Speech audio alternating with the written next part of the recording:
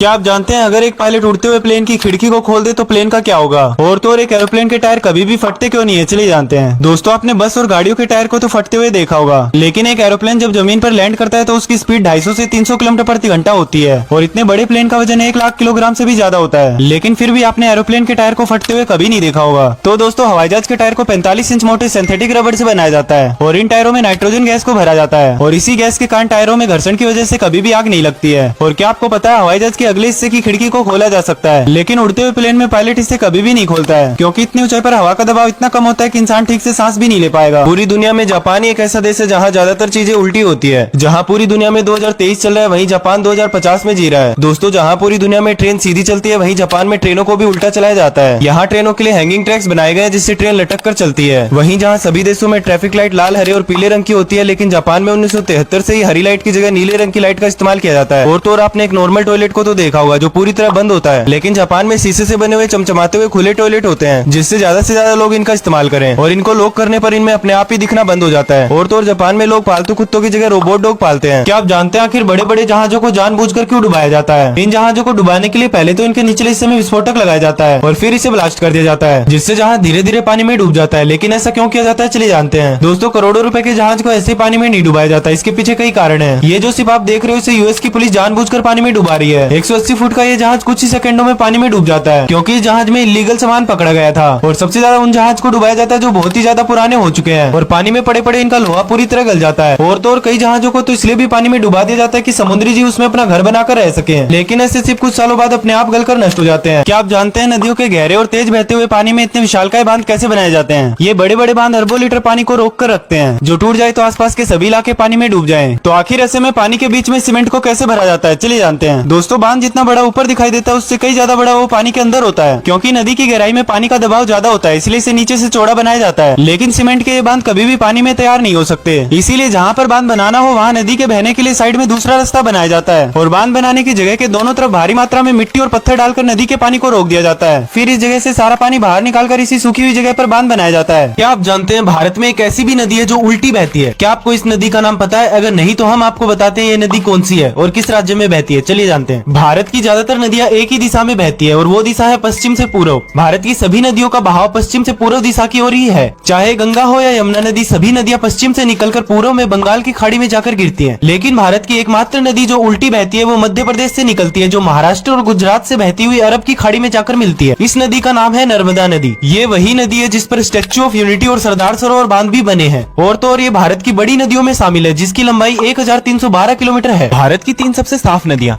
ये नदियाँ इतनी साफ है कि इनमें तैरती हुई नाव भी ऐसी लगती है जैसे हवा में उड़ रही हो। देश की सबसे साफ नदियों की लिस्ट में सबसे पहले नंबर पर आती है मेघालय की उमनगोट नदी। एक तरफ दिल्ली की यमुना नदी है जिसका पानी अब बिल्कुल काला हो चुका है और दूसरी तरफ ये नदी है जो शीशे की तरह बिल्कुल साफ है, जिसके आर पार तक देखा जा सकता है। देश में एक नदी ऐसी भी है जिसको वर्ल्ड क्लास डिजाइन दे दिया गया है, वो है गुजरात के अहमदाबाद से गुजरने वाली साबरमती नदी। ये नदी पहले ऐसी दिखाई देती थी जो अब कुछ ऐसी दिखाई देती है। आपको जानकर हैरानी होगी कि पिछले 3 सालों में साबरमती नदी पर 282 करोड़ रुपए खर्च हुए हैं। दूसरी तरफ भारत की गंगा नदी है जिस पर 20,000 करोड़ रुपए का बजट बना और 11,000 करोड़ रुपए खर्च भी किए जा चुके हैं, फिर भी नदी में प्रदूषण है। आपके शहर में कौन सी नदी बहती है, कमेंट में जरूर बताएं।